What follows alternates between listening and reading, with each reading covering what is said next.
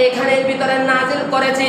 নবী গো, আপনার উম্মতের মাঝে আমি আল্লাহ এই 30 পারা কালামুল্লাহ দেওয়ার কারণ হচ্ছে হুদাল্লিল মুত্তাকিন।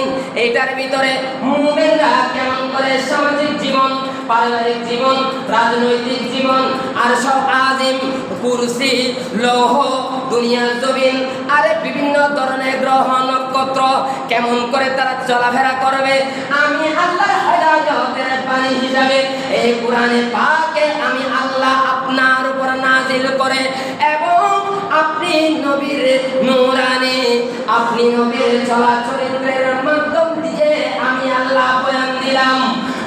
নবীরে আপনি আপনার উম্মতদেরকে বলে দিবেন এই কোরআনে পাকের কারণে তারা হেদায়েত